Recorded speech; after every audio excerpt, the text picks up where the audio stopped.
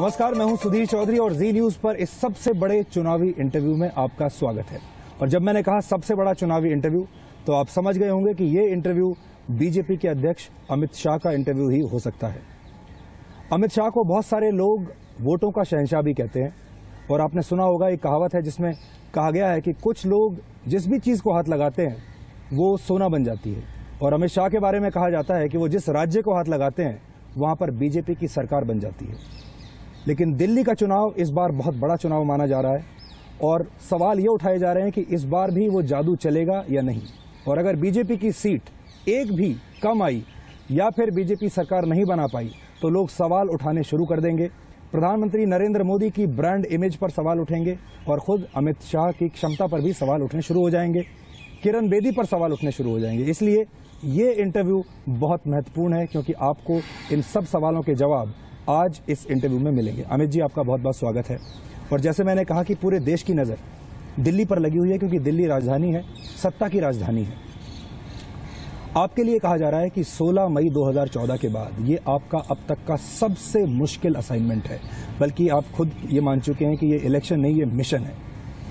देखिए, चुनावी राजनीति में जब कोई राजनीतिक पार्टी चुनाव लड़ती है तो हम लोग ऐसे लोग हैं जो किसी भी चुनाव को हल्के से नहीं लेते।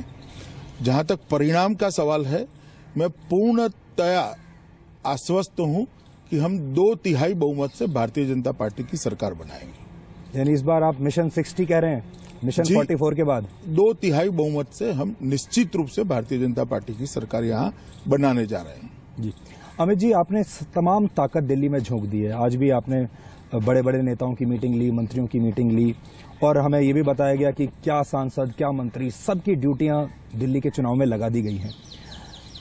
तो ऐसा लगता है कि जैसे केजरीवाल वर्सेस ऑल, ऐसा ये चुनाव बन गया है कि एक केजरीवाल का सामना करने के लिए बीजेपी के इतने तमाम बड़े नेताओं की जरूरत पड़ रही है। सिर्फ दिल्ली में नहीं, हर जगह पे भारतीय जनता पार्टी चुनाव में सभी नेताओं को उतारते। महाराष्ट्र में भी उतारा, हरियाणा में भी उतारा, झारखंड में भी उतारा, जम्मू कश्मीर में भी काफी लोग गए थे। हमारे लिए चुनाव सिर्फ जीतना नहीं है, 2/3 बहुमत से जीतना है। हम ये सुनिश्चित करना चाहते हैं कि दिल्ली का मैंडेट एक परफेक्ट मैंडेट हो और आने वाले दशकों तक दिल्ली की राजनीति के अंदर भारतीय जनता पार्टी के रूट्स भी डिप जाए और एक दबदबा बना रहे। जी अमित जी, पिछली बार 31 सीटें मिली थी चुनाव में बीजेपी को। वोट शेयर सबसे ज्यादा था, करीब 34%। सीटें भी ज्यादा थी। सीटें आपको 31 मिली थी पिछली बार, लेकिन सबसे ज्यादा थी बिल्कुल। और वोट शेयर भी आपका सबसे ज्यादा था, लेकिन फिर भी कुछ कमी पड़ गई थी और इसीलिए जाहिर सरकार नहीं बनी। क्या आप उस कमी को आइडेंटिफाई कर पाए और क्या आपने उस कमी को भर लिया है, पूरा कर दिया है? देखिए, उस वक्त आप पार्टी नहीं थी। आप पार्टी के नेताओं को और आप पार्टी के लोगों को लोग जानते नहीं थे। और आप पार्टी एक मिशन है, ऐसा एक भ्रांति खड़ी करने में आप पार्टी के नेताओं को सफलता मिली थी। मगर अब काफी पानी जमुना में बहक चुका है। आप पार्टी पूरी तरह से एक्सपोज हो चुकी है और आप पार्टी के नेता भी एक्सपोज हो चुके हैं। मैं मानता हूं कि दिल्ली की जनता एक विश्वसनीय पार्टी और विश्वसनीय नेतृत्व जिसका ट्रैक रिकॉर्ड रहा है, वो भारतीय जनता पार्टी और मोदी जी की तरफ ही अपना रुझान उनका स्पष्ट दिखाई पड़ता है। अरविंद केजरीवाल को आप कितना गंभीरता से लेते हैं? क्या वाकई उनको एक थ्रेट मानते हैं? क्या आपको लगता है कि अरविंद केजरीवाल में वाकई इतना दम है कि वो आपसे काफी मेहनत करवा सकता है? जहां तक मेरा सवाल है, मैं किसी व्यक्ति को थ्रेट नहीं मानता। हर चुनाव भारतीय जनता पार्टी गंभीरता से लेती है और हर चुनाव में ज्यादा से ज्यादा लोक संपर्क हो। मेरी विचारधारा का और मेरी पार्टी का संगठन, मेरी पार्टी की जो सरकार है, उसके कामों के लेकर ज्यादा से ज्यादा लोगों तक पहुंचे और ज्यादा से ज्यादा अंतर से और सीटों से चुनाव जीतना हमारा मकसद होता है, हमारी रणनीति होती है। अमित जी, पूरा देश अभी ये भी जानना चाहता है कि किरण बेदी को बीच धारा में, यानी ऐसा लगता है कि बीजेपी ने मिड कोर्स करेक्शन किया अपनी रणनीति में। चुनाव जब कैंपेन चल रहा था उसमें बीच में आपने कुछ करेक्शन किया किरण बेदी को लाकर, उसकी क्या जरूरत पड़ी? देखिए, जहां तक किरण बेदी का सवाल है, इसको आइसोलेटेड केस के नाते मत देखिए। हमने कई बार नए नए लोगों को प्लेटफॉर्म दिया है जो अपने अपने क्षेत्र में अच्छा काम कर रहे थे, जिनका अच्छा ट्रैक रिकॉर्ड है और जनता में जिनकी अच्छी छवि है। कुल मिलाकर भारतीय जनता पार्टी की स्थापना से ही ये हमारी नीति रही है कि अच्छे लोगों को पॉलिटिक्स में प्लेटफॉर्म देना, चाहे वो अभी का देख लीजिए राज्यवर्धन राठौड़ हो, जसवंत सिन्हा जी हो, जनरल खंडूरी हो, चेतन चौहान हो, नवजोत सिंह सिद्धू हो, इन सबको हमने प्लेटफॉर्म दिया है। इसी तहत हमने किरण जी को भी दिया है और किरण जी का क्राइम और करप्शन के सामने लड़ने का जो रिकॉर्ड है, इनकी एक इमेज जनता में बनी है, इससे निश्चित भारतीय जनता पार्टी को राजनीतिक फायदा भी है। बहुत सारे लोग ये कह रहे हैं, खासतौर पर जो बीजेपी के दिल्ली के जो क्षेत्रीय नेता हैं, वो ये कह रहे हैं कि किरण बेदी को लाने का फायदा कम और नुकसान ज्यादा होगा, और आपने किरण बेदी को लाकर दिल्ली में अपने ही घायल शेरों की संख्या बहुत बढ़ा दी है। देखिए, ये मीडिया में एक परसेप्शन बना है जो ठीक नहीं है। भारतीय जनता पार्टी एक बहुत बड़ी पार्टी है और एक लोकतांत्रिक पार्टी है। जब फैसले होते हैं तो थोड़ा इधर उधर स्वर आता है, मगर पर्चा वापस खींचने के बाद एक भी प्रत्याशी भारतीय जनता पार्टी का बागी प्रत्याशी नहीं है और पूरा संगठन एकजुट होकर, एक मुश्त होकर आज चुनाव जीतने में लगा है और मैं देख रहा हूं उसको। जी, इस वक्त आज की जो स्थिति है, क्या आप इससे खुश हैं, प्रसन्न हैं, संतुष्ट हैं कि आज आप जहां बैठे हैं और ये इंटरव्यू कर रहे हैं, अभी BJP is in safe hands, BJP is home, या आपको ऐसा लगता है कि आने वाले 8-10 दिन बहुत ज्यादा, 8-10 दिन तो बचे भी नहीं होंगे, बहुत ज्यादा मेहनत करने की जरूरत है और ये जो 2-4 सीटों की जो टक्कर है, यही कांटे की टक्कर होगी? देखिए, जहां तक बहुमत का सवाल है, मैं पूर्णतः आश्वस्त हूं। हमारी लड़ाई बहुमत से 2/3 बहुमत की ओर की है और हम वो उसको इतने ही जुनून से लड़ेंगे। एक सवाल ये भी अमित जी पूछा जा रहा है, वो ये कि प्रधानमंत्री मोदी की छवि खुद इतनी अच्छी है और आप इससे पहले जो चुनाव जीते, सब जगह प्रधानमंत्री मोदी की छवि आपके काम आई। इस बार दिल्ली में आपने उनकी छवि पर भरोसा क्यों नहीं किया?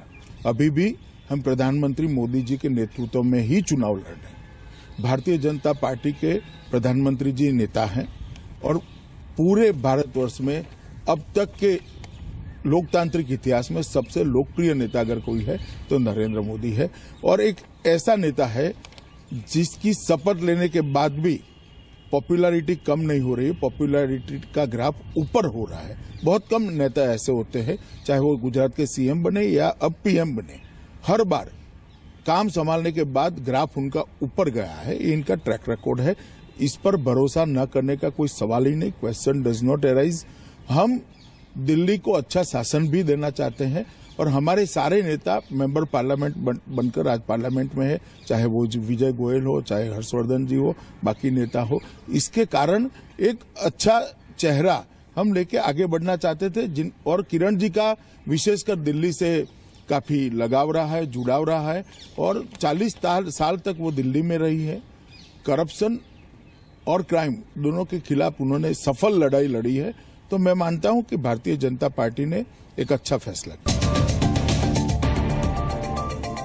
अमित जी, दिल्ली के जो लोग थे और देश के भी लोग उम्मीद ये कर रहे थे कि जब भाजपा का चुनावी पोस्टर देखेंगे तो उसमें एक फोटो होगी नरेंद्र मोदी की और एक फोटो होगी अमित शाह की, और ये काफी है। इसके बाद तीसरी फोटो की गुंजाइश नहीं है और आपने महाराष्ट्र, हरियाणा, झारखंड, जम्मू कश्मीर बस 2 फोटो वाले पोस्टर ही सब जगह लगाए। तीसरा जो फोटो है, ये आपने चुनाव के बाद बताया कि अभी तीसरा फोटो ये आएगा, चाहे वो देवेंद्र फडणवीस हो, खट्टर साहब हो या कोई और हो। इस बार दिल्ली में क्या अलग था कि आपने वो तीसरा फोटो पहले ही लगा दिया? देखिए, इसमें ऐसा है कि हर चुनाव अपने अपने अलग तरीके से लड़ा जाता है, हर चुनाव की रणनीति अलग होती है। भारतीय जनता पार्टी ने कई बार नेता घोषित करके भी लड़ा है। वसुंधरा जी को नेता घोषित किया था जबकि वो वहां सीएम नहीं थी।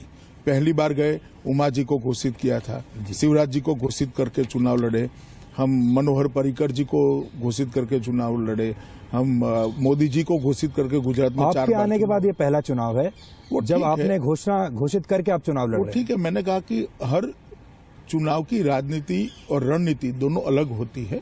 यहाँ पर मैं मानता हूं कि नेता घोषित करने से भारतीय जनता पार्टी को निश्चित ही फायदा होगा। या आप अरविंद केजरीवाल का उसने जो ट्रैप बिछाया था, अरविंद केजरीवाल ने, उस जो टर्फ, जो ग्राउंड उन्होंने तैयार किया, आप उस पर जाके खेलने पर मजबूर हो गए? देखिए, अरविंद केजरीवाल जी को मुझे लगता है कि मीडिया बहुत ज्यादा गंभीरता से ले रहा है। दिल्ली की जनता जान चुकी है। पूरा जीवन अरविंद जी सातत्यपूर्ण कोई काम नहीं करे। देखिए, पहले वो IRS अफसर बने, वहां से नौकरी छोड़ दिया। बाद में NGO बनाए, वो बंद कर दिया। बाद में अन्ना के आंदोलन से जुड़े और कहा कि हम कभी राजनीति में नहीं जाएंगे, राजनीति में आ गए। बाद में मुख्यमंत्री बने, बीच मझधार जनता को छोड़कर चले गए। उन्होंने कहा कि अब मैं वाराणसी की सेवा करूंगा, चाहे मैं चुनाव जीतूंगा या हारूंगा। उसके बाद में एक भी बार वाराणसी नहीं गए और मैं मानता हूं 10 तारीख के बाद भी वो कुछ अलग ही फैसला लेंगे। अमित जी, अरविंद केजरीवाल के बारे में ये कहा जाता है कि वो बार बार अपने बयान भी बदलते हैं, अपनी रणनीति भी डेली बेसिस पे कई बार वो बदल लेते हैं। अब जैसे उन्होंने पिछले 2 दिनों में 2 बयान दिए। एक वो ये कहा कि हमारे और हमारे नेताओं का कोई स्टिंग ऑपरेशन होने वाला है, ये उन्होंने बयान दिया। दूसरा बयान उन्होंने ये दिया कि बीजेपी के नेता मुझे खुद फोन कर रहे हैं और कह रहे हैं कि भाई बताइए कि किरण जी को कैसे हरवा सकते हैं। चलिए, मैं अरविंद जी की बातों को इतनी सीरियसली नहीं लेता, क्योंकि जनता जान चुकी है कि कंटिन्यूअसली झूठ के आधार पर राजनीति करने वाले नेता हैं। मैं आपको थोड़ा बताना चाहता हूं। उन्होंने कहा था कि हम कभी भी कांग्रेस का समर्थन नहीं लेंगे। उन्होंने कांग्रेस का समर्थन लेकर सरकार बनाई। उन्होंने कहा था कि सरकार बनते ही राष्ट्रमंडल खेलों के करप्शन के लिए शीला दीक्षित पे हम FIR बनाएंगे। उन्होंने FIR नहीं बनाई क्योंकि उन्होंने सपोर्ट ले लिया था। उन्होंने कहा था कि हर सप्ताह मुख्यमंत्री खुद लोक दरबार करेगा। एक ही लोक दरबार किया, बाद में लोक दरबार उन्होंने बंद कर दिया था। उन्होंने कहा था सारे कॉन्ट्रैक्ट लेबर को हम परमानेंट करेंगे, उन्होंने परमानेंट नहीं किया। इस सीरीज ऑफ चीजें ऐसी है जिसमें बोलकर वो मुकर गए हैं और मैं मानता हूं कि दिल्ली की जनता अब उनको ठीक से जान गई है। हमारा मुकाबला यही है कि हम बहुमत से 2/3 बहुमत की ओर कैसे जाएंगे। अमित जी, पिछली बार जब गणतंत्र दिवस की परेड थी तो अरविंद केजरीवाल उसको रोकना चाहते थे, धरने पर बैठ गए थे। इस बार उनको ये शिकायत थी कि वो जाना चाहते हैं, उसमें शामिल होना चाहते हैं, लेकिन आपने उनको इनवाइट नहीं भेजा, आपने उनको निमंत्रण नहीं भेजा। तो अगर वो आ जाते तो क्या समस्या थी? हमें कोई समस्या नहीं है। भारत के राष्ट्रपति की ओर से सब पूरी जनता को निमंत्रण गया है। एक पब्लिक प्रोग्राम था, मगर मुझे लगता है कि वो इशारा कर रहे हैं कि उनको VIP पास नहीं मिला। शायद वो उनका ग्रीवेंसेस है, मगर मैं मानता हूं कि VIP कल्चर का विरोध करने वाले लोगों ने VIP पास की अपेक्षा नहीं रखनी चाहिए। जो लोग VIP कल्चर का विरोध कर रहे हैं उनको VIP पास की अपेक्षा नहीं करनी चाहिए। अरविंद जी अगर आम आदमी के बीच में बैठते तो वो जो बोलते हैं और जो करते हैं उसके बीच में थोड़ा अंतर कम हो जाता। तो आप उनको ये सलाह दे रहे हैं कि अगर वो आना चाहते थे मेरी तो सलाह नहीं है, भी वो आम लोगों के बीच में आ सकते थे। मेरी सलाह ये नहीं है, वो हमेशा ऐसा बोलते रहते हैं, इसलिए मैं कह रहा हूं। वो हमेशा बोलते हैं कि मैं एग्जीक्यूटिव क्लास में नहीं जाऊंगा, बाद में बैठ जाते हैं। वो हमेशा कहते हैं कि मैं मेट्रो में जाऊंगा, बाद में SU4 में चले जाते हैं। वो हमेशा कहते हैं कि मैं सरकारी मकान नहीं लूंगा, बाद में बंगला ले देते हैं। वो कहते हैं कि गाड़ी का डिमांड करने वाले लोगों को हम टिकट नहीं देंगे, बाद में पूरी कैबिनेट एक साथ गाड़ी ले लेती है सरकारी। तो जो कथनी और करनी में अंतर है वो थोड़ा कम हो जाता अगर वो आम आदमी के बीच में बैठकर परेड देखते थे। अभी मैं इस वक्त हम लोग ये कहने की स्थिति में तो नहीं है कि किसकी कितनी सीटें आएंगी, लेकिन अगर आप पोल सर्वेज देखें जो आ रहे हैं, जो लोग बीजेपी को आगे भी रख रहे हैं वो कोई बहुत ज्यादा अंतर से आगे नहीं रख रहे हैं। जैसे आप 2/3 कह रहे हैं, 19-20 का फर्क बता रहे हैं, या ये कह रहे हैं कि कांटे की टक्कर है। देखिए, मैं सर्वे के आधार पर ना स्टेटमेंट करता हूं, ना सर्वे के आधार पर रणनीति बनाता हूं। हम लोग भारतीय जनता पार्टी के कार्यकर्ता जमीनी हकीकत को ध्यान में रखकर अपनी रणनीति बनाते हैं और परिश्रम कर चुनाव में जीतना हमारे पार्टी का विचार है और इसके आधार पर हम आगे बढ़ रहे हैं। मैं आपको कहता हूं तो बहुत सोच समझ कर कहता हूं कि भारतीय जनता पार्टी ये चुनाव 2/3 बहुमत से जीतेगी। और अगर नहीं जीती तो? अब तक तो मैंने जो कहा बाय एंड लार्ज सच पड़ा है। आप लोग उत्तर प्रदेश में भी यही पूछते थे, महाराष्ट्र में भी यही पूछते थे, हरियाणा में भी यही पूछते थे, झारखंड जम्मू में भी यही पूछते थे। पहले गुजरात में भी 2010 से 2014 तक यही होता था। इस बार निश्चित हम 2/3 बहुमत से चुनाव जीतेंगे। कई बार आपको अपने आप के बारे में ऐसा लगता है कि जैसे सचिन तेंदुलकर एक जमाने में जब बैटिंग करने जाते थे तो लोग सोचते थे कि ये 100 रन बना के ही वापस लौटेगा, और वो एक्सपेक्टेशंस का जो बोझ था वो बहुत ज्यादा बढ़ने लगा था ना। अब आप पीछे इतने मुझे कोई चुनाव बोझ जीत के आए नहीं हैं। है। मैं चुनाव हमेशा भारतीय जनता पार्टी के संगठन के आधार पर लड़ता हूं। आज भी दिल्ली प्रदेश भारतीय जनता पार्टी ने बूथ प्रमुख और पन्ना प्रमुख बनाने का काम समाप्त कर दिया है। आप देखेंगे 2-3 दिन में ही ये बूथ प्रमुख और पन्ना प्रमुखों की फौज लोक संपर्क के लिए जैसे ही निकलेगी, वातावरण के अंदर आप चमत्कारिक परिवर्तन देखेंगे। इस बार आपने कुछ अपने गेम प्लान में बदलाव किया है, कुछ चेंज किया है बाकी चुनावों के मुकाबले? हमने एक नया प्रयोग किया है कि आपका एक शार्प पॉलिटिकल माइंड है। हर मतदाता सूची के पेज पर एक कार्यकर्ता को इंचार्ज बनाना, जो वो 30 या 40 परिवारों का संपर्क करेगा और मतदान के दिन तक संपर्क करके मतदान के दिन मतदान कराएगा। ऐसे कॉन्क्रीट बेस पर हम चुनाव लड़ना चाहते हैं, ठोस आधार पर चुनाव लड़ना चाहते हैं। एक प्रयोग है, मैं मानता हूं कि बड़ी सफलता मिलने जा रही है। अमित जी, जो आपका विरोधी जो इस वक्त है अरविंद केजरीवाल और आम आदमी पार्टी, उनके साथ फायदा यह है कि वो they are fighting without baggage, बिल्कुल वो they are travelling very light, उनके पीछे कोई बैगेज नहीं है। तो बैगेज मैंने दिखाया। भारतीय जनता पार्टी ने तय किया है कि हम हर रोज 5 सवाल अरविंद केजरीवाल जी को पूछेंगे। मैं चाहता हूं कि केजरीवाल जी जरा उसका जवाब दें। आपको ऐसा लगता है कि आपका जो बैगेज है वो है प्रधानमंत्री मोदी की छवि, कि उनकी जो छवि है उस पर कोई डेंट नहीं लगना चाहिए? नहीं, डेंट लगेगा भी नहीं। ऐसा कोई काम इस सरकार ने नहीं किया जिससे मोदी जी की छवि को डेंट लगे, और आप मानकर चलेगा 2019 तक नहीं लगेगा। हम इसी तरह पाक साफ सरकार चलाते हुए, पारदर्शी सरकार चलाते हुए 2019 में दूसरे मैंडेट के लिए जाएंगे और पाएंगे भी।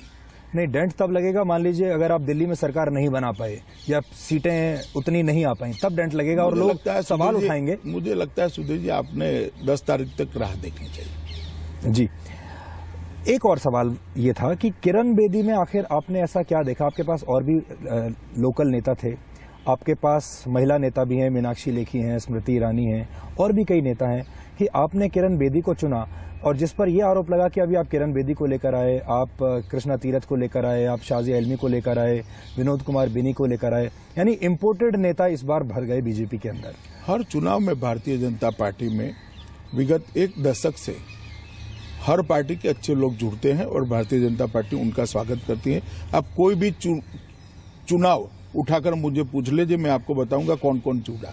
ये कोई नई परंपरा नहीं है, मगर इस बार हम ऐसी पार्टी के सामने चुनाव लड़ रहे हैं जिनका प्रचार करने का तरीका हिटलर के सेनापति गोबेल्स जैसा है। तो थोड़ा माहौल बना है, मगर इससे जमीनी स्तर पर कोई फर्क नहीं पड़ता। कोई जुड़ने से पार्टी मजबूती होती है, किसी के जुड़ने से पार्टी निर्बल। आप कह रहे हैं कि अरविंद केजरीवाल की जो फौज है वो हिटलर की फौज जैसी है? मैंने ऐसा नहीं कहा। गोबेल्स एक प्रचार के लिए एक रूपक बना हुआ है, वो रूपक को मैंने इस्तेमाल किया है। जी, सरकार ने डीआरडीओ के चीफ को हटा दिया, कल विदेश सचिव को हटा दिया, सेंसर बोर्ड के लोगों ने रिजाइन कर दिया, तो बहुत सवाल सरकार को लेकर भी उठ रहे हैं। हालांकि आप सरकार में नहीं है, लेकिन ये कि एक ऑटोक्रेटिक स्टाइल से सरकार चल रही है, इसके बारे में आप कुछ कहना चाहेंगे? ये तीनों लोग जो आप बोले, तीनों के कार्यकाल समाप्त हो चुके थे। नहीं, इनका तो अभी 6 महीने बचा हुआ था। किनका? विदेश सचिव का। वो एक्सटेंशन पर थी। अच्छा, कार्यकाल समाप्त हुआ। तो अनसेरेमोनियस आप नहीं मानते इसको? ना, आप हर बार सरकार बदलती है तब कितने परिवर्तन होते हैं, और भारतीय जनता पार्टी की सरकार बनने के बाद कितने परिवर्तन हुए, उसको कंपैरेटिवली जनता के सामने रखिएगा। मुझे लगता है कि कंपैरेटिव बनाने के बाद आप खुद ही ये जनता के सामने नहीं रखेंगे। अमित जी, लोगों के दिमाग में जब वोटिंग हो रही होगी तो बराक ओबामा की जो दिल्ली यात्रा थी वो भी उनके दिमाग में कहीं ना कहीं रहेगी।